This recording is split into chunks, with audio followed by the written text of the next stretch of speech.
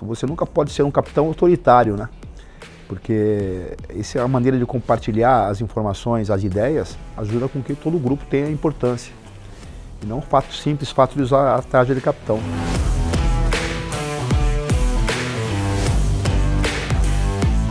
Esperando o cruzamento, lá vem bola na área, ela passa a chance, olha o toque, no gol! Gol!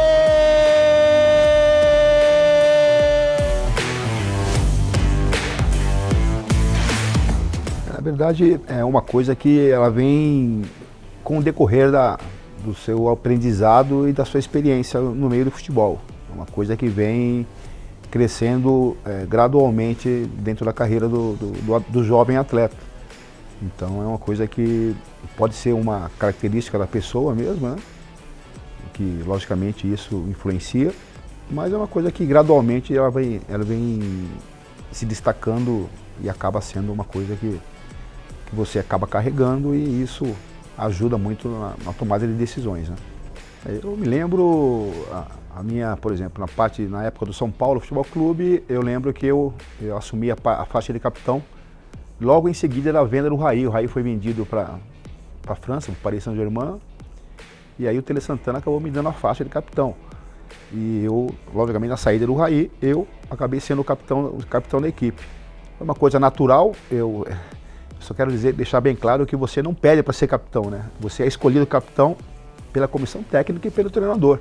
Para mim foi uma honra, e a partir do momento que você assume, você tem uma função um pouco mais intensa, porque você tem que lutar pelos interesses dos jogadores, do clube, dos atletas, né?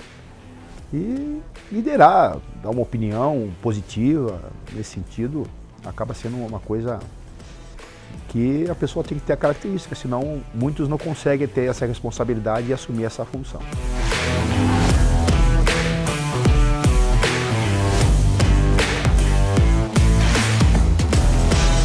Primeiro que você tem que ser uma pessoa que tem que ter uma certa educação, porque você vai falar diretamente com o seu treinador, você vai falar com os dirigentes, você vai se postar numa situação.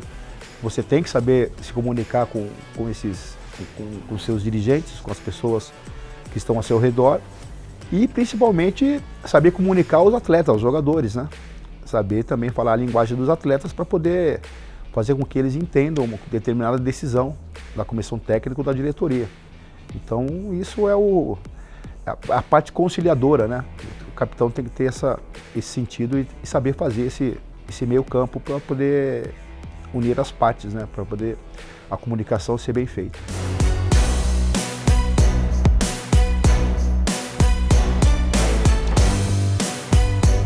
Uma coisa que eu aprendi na época de São Paulo, principalmente, é que o capitão ele tem que ter uma liderança compartilhada, nunca pode ser uma coisa autoritária. Você tem que ter outras pessoas, outros jogadores dentro do grupo que poderiam ser capitães dentro do elenco, e você acaba compartilhando as informações, e as ideias são tomadas, logicamente, com esse compartilhamento. Você nunca pode ser um capitão autoritário, né? Porque essa é a maneira de compartilhar as informações, as ideias, ajuda com que todo o grupo tenha importância. E não o fato simples, fato de usar a tarja de capitão. Então, a liderança compartilhada, eu acho que é a melhor solução para um capitão administrar bem essa função e essa responsabilidade. Tanto que, geralmente, os treinadores escolhem para ser o capitão da sua equipe um jogador um pouco mais experiente, né? Eu tive um exemplo muito bom quando eu cheguei no São Paulo, que o capitão era o Oscar. Simplesmente o Oscar, um zagueiro da seleção brasileira, 2 Copas do Mundo, quer dizer, o capitão da seleção brasileira também. Então você vai aprendendo muito com esses jogadores um pouco mais experientes, e de repente você se vê experiente sendo capitão, né? Então, logicamente que isso influencia um pouco a maturidade e o amadurecimento dentro da carreira, faz com que o capitão seja um pouco mais experiente e acaba sendo escolhido pela comissão técnica. No início de carreira, o Brasil vivia um momento assim conturbado na parte política, e tinha um jogador que chamava a atenção pela sua inteligência e pela sua liderança, que era o Dr. Sócrates, né? Então via o próprio Zico no Flamengo, no Rio de Janeiro. Então você via esses jogadores, a postura, a colocação, as palavras, a inteligência, e isso logicamente que serve como incentivo, né? E E isso você tem que pegar a parte positiva desses jogadores e tentar levar para a sua carreira e para a sua experiência. Enfrentado não, jogado junto, né? E enfrentei também várias vezes contra também, que é o capitão Dunga, né, da seleção brasileira. Ele acabou assumindo, o Raí era o capitão, depois o Dunga acabou assumindo e foi até o final da Copa como capitão. Ele tinha uma liderança muito positiva dentro do campo, às vezes passava um pouco do limite, até pela própria característica da personalidade dele. Mas era um cara que sempre estava na linha de frente ali, batendo, procurando o melhor para todos. Então é um bom exemplo a ser citado. O Dunga realmente foi um capitão que se enquadra nesse perfil que você falou. A seleção brasileira, principalmente em 94, a pressão era extremamente forte para que o Brasil, desacreditado, ganhasse uma Copa no Mundo. Logicamente que o Dunga só tinha a parte de capitão, mas tinha um colegiado muito forte ali. Que nós tínhamos uma reunião praticamente todas as noites, tinha um quarto reservado nos hotéis que a gente concentrava para a reunião, para o bate-papo.